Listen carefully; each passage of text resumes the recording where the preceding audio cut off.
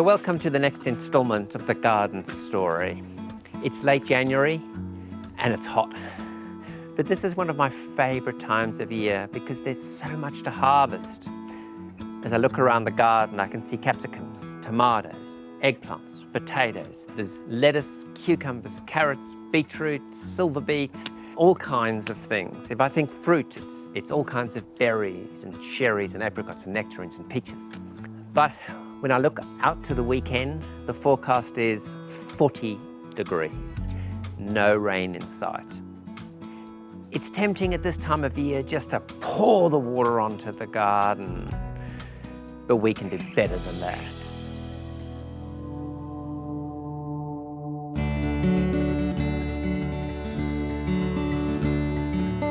So wilting isn't always the best way to know whether a plant needs to be irrigated.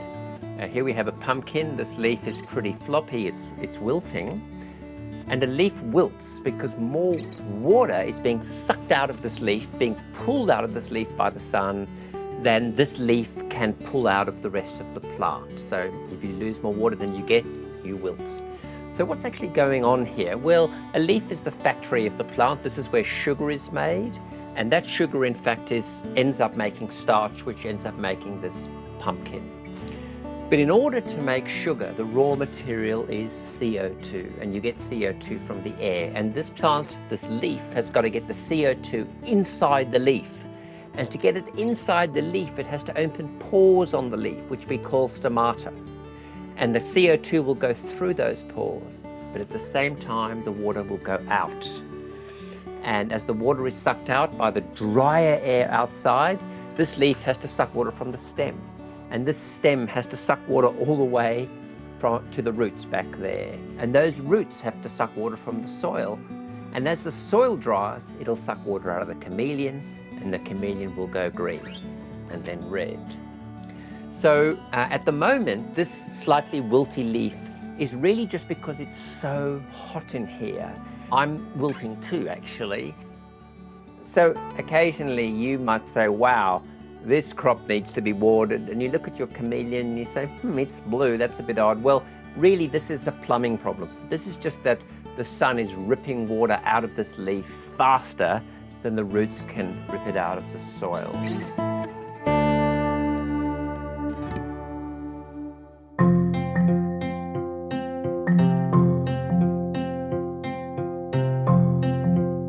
So I've got 3 small plots of sweet corn in this garden, and we'll use this to think through the best time to irrigate and how we'll interpret our chameleon colors.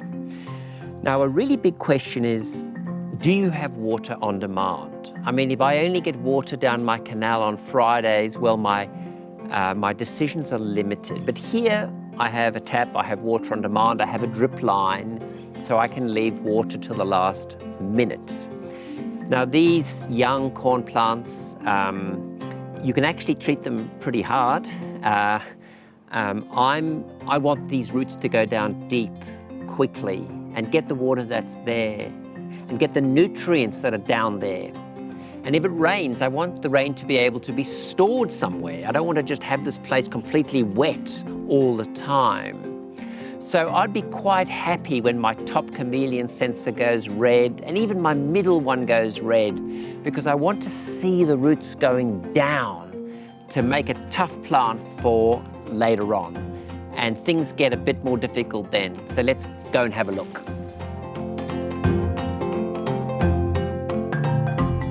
So this little plot of sweet corn is at the silking stage. You can see the silks coming out of the cob, and the tassels are dropping pollen down, and this is the most sensitive growth stage when you don't want to have water stress.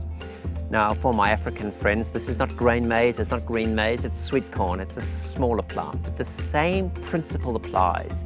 You don't want to mess around with the plant now. I'll take a reading on the chameleon, 3 sensors at 3 depths. These are 20, 40, and 60, and it's coming green at 20, green at 40, blue at 60. So it's got quite a bit of water.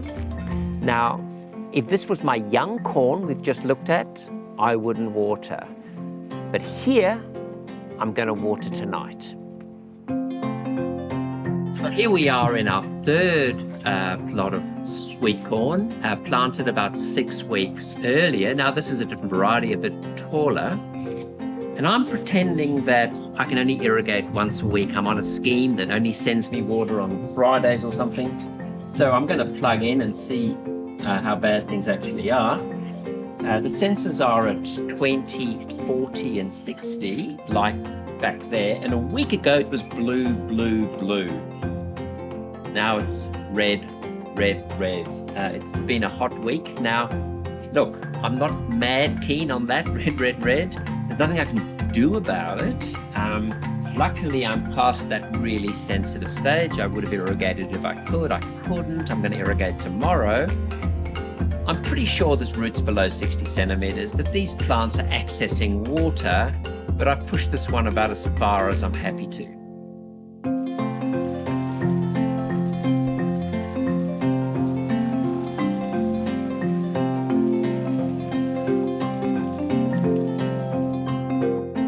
Okay, you can see me syringe in hand and you know what's going to happen next.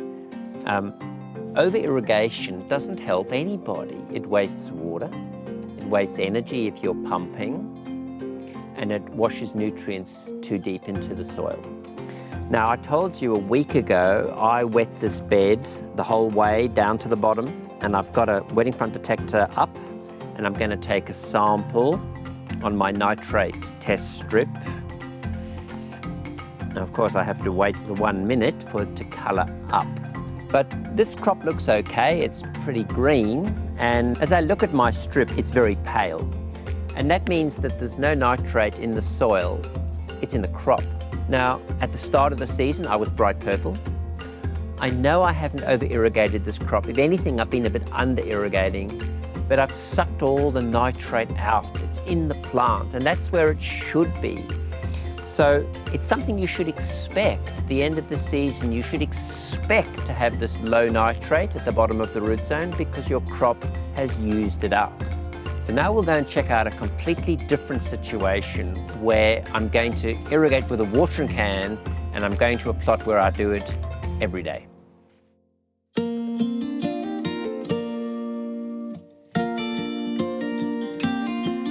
You'll recognize the spot we're in now. There's the washing line that recorded the faba beans through the winter and the spring, and now we have tomatoes. Now, I've irrigated these very differently from the corn we looked at. With the corn, I kind of pretended I've got water once a week, and I've got a basin, I can fill it up, I can wet the whole thing down to blue, blue, blue. Here, I'm kind of mimicking a scenario where I've got to collect water every day from a river at the end of the street, and I'm going to water with a watering can. Now, water's heavy stuff, so when you water with a watering can, you wet the surface, but you very rarely get the water deep. If you look at my pattern on the VIA, you will see it's blue at the top mostly, and then the middle layer is red, and the bottom layer is red, because I can't carry enough water to wet the whole place up. Now, if I can keep it blue at the top all the time, that's fine. It doesn't matter that it's red below, but the problem is there's not much storage, not much margin for error. In fact, with this hot weekend coming up, I actually put treble the water on here that I would normally to get the water down. And we'll just have a look at it here. And you can see now for the first time, I've got the second layer blue, but that's the first time in the whole life of this crop that middle layer has gone blue. Okay, so watering little and often is okay if you don't miss a day, because there's very little storage, there's very little room for error. In fact, one day I did go red, red, red.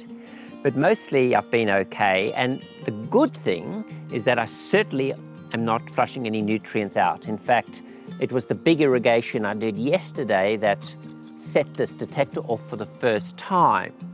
And if a detector goes off for the first time in a long time, it's likely to have quite a bit of nutrient in it. And we'll just do a measurement in the normal way and give it a minute. And I think we'll see that there's quite a bit of fertility, nutrition, nitrate in this soil, even with the crop at this size. So there's plenty of nitrate in this bed, and so the main issue I have to manage here is I'm not really concerned about washing the nutrients out. I've just got to make sure I can get enough watering cans onto this plot each day.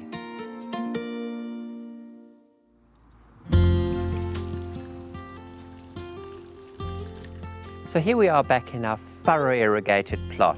Remember, you have to pretend these furrows go for 100 meters up that way, and we spent quite a bit of time here last time.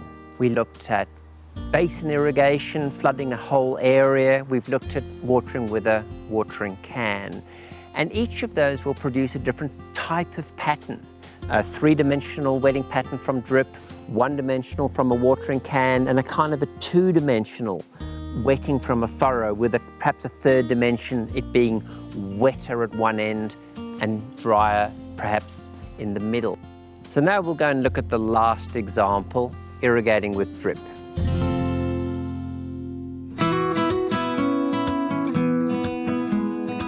So we've looked at corn where we treated it as a basin and flooded an area, wet it to blue, blue, blue, and it's gone back to red, red, red. We've looked at watering with a watering can where the top layer goes blue and it's red below that. We've looked at a furrow where it's kind of blue at the bottom, but it's green or red in the middle. And finally, we're looking at drip irrigation, which kind of makes a wetted circle, or it's a hemisphere if we think of it in three dimensions. Now, drip is fantastic in that it puts the water right where the plant is. It doesn't wet these areas or the furrow, which water would just be wasted tomorrow through soil evaporation. But now the trick is to measure how deep it's gone. And of course, that's what these wetting front detectors are for. And in fact, you'll see very clearly that this wetting front detector will go off.